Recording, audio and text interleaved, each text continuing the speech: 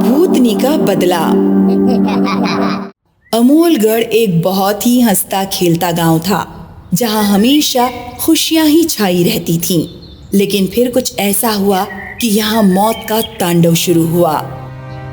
गांव की सीमा पर एक आदमी की लाश मिली थी। हाय मेरे पति, हाय! अब मैं किसके भरोसे जीऊंगी? मेरी तो जिंदगी बर्बाद हो गई। हाय! गांव वाले इस झटके से उभरे ही थे कि अगले दिन दूध वाली की भी लाश गांव की सीमा पर मिली। हाय मेरी बेटी, भरी जवानी में इसे ये क्या हो गया? इसकी किससे दुश्मनी थी? कितनी बेरहमी से इसे मारा है। फिर 2 दिन बाद रामनिक लाला देर रात में गांव आ रहे थे कि अचानक उसके सामने एक चुड़ैल खड़ी हो गई। लाला तू तो गया। चुड़ैल ने लाला की गर्दन मरोड़ दी और जोर जोर से हंसने लगी।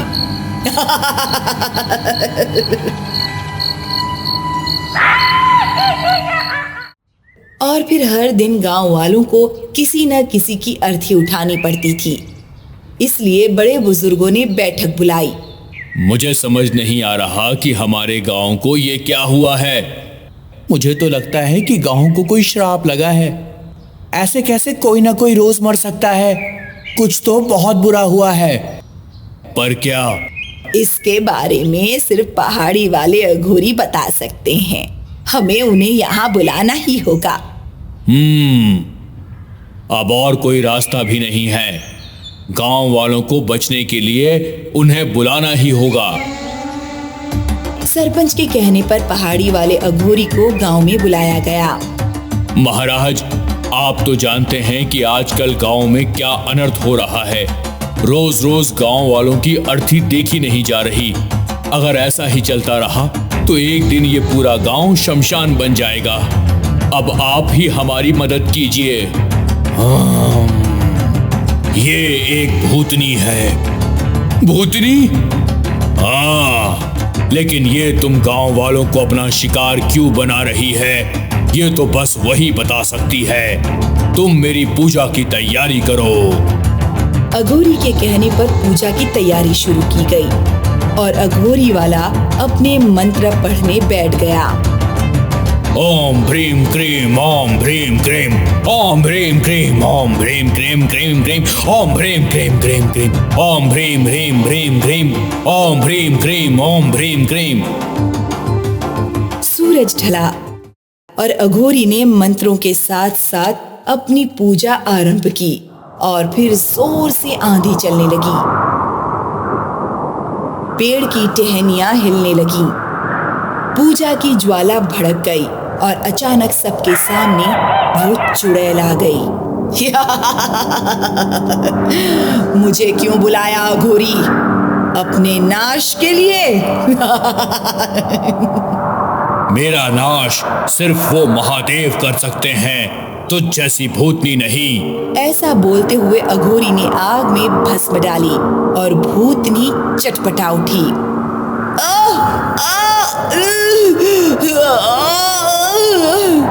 बता, तू क्यों इन भोले भाले गांव वालों को मार रही है? ये भोले भाले नहीं है, सब के सब पापी हैं। कौन सा पाप किया है इन्होंने? आज मैं भूतनी इन सब की वजह से बनी हूँ। इन लोगों ने मुझे भूतनी बनाया। मेरा नाम कला था। जब मैं इस गांव में शादी करके आई थी तो बहुत खुश थी। इन्हीं गांव वालों ने मेरा स्वागत किया था। फिर कुछ दिनों बाद मेरे बालों में जटा आ गई।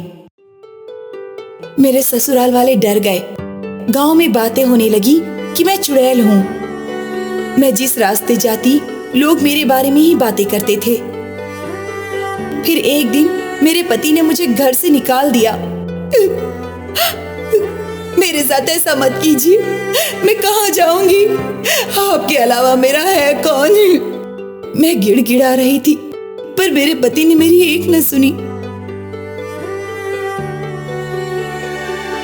मैं इन गांव वालों से मदद मांगने गई, लेकिन इन लोगों ने मेरे मुंह पर दरवाजा बंद कर दिया।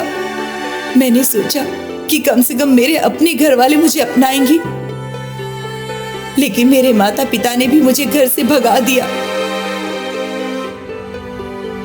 जब मेरे पास कोई और रास्ता नहीं बचा, तो मैंने गांव की सीमा के पास वाली पर्वत से कूदकर जान दे दी।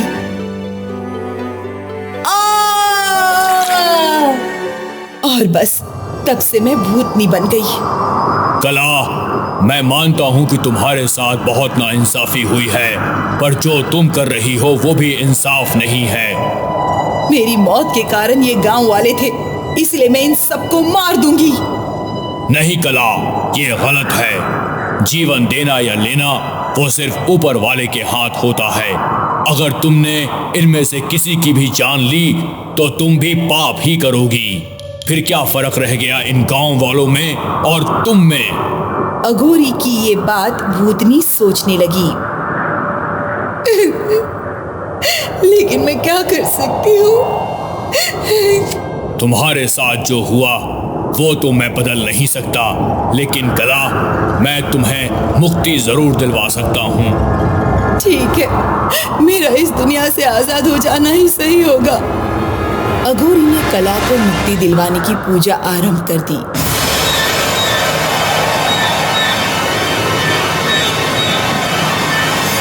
जैसे ही अघोरी की पूजा समाप्त हुई, भूतनी धीरे धीरे आकाश में समा गई। अघोरी की वजह से कला को मुक्ति मिल गई और गांव वालों की भी जिंदगी बच गई।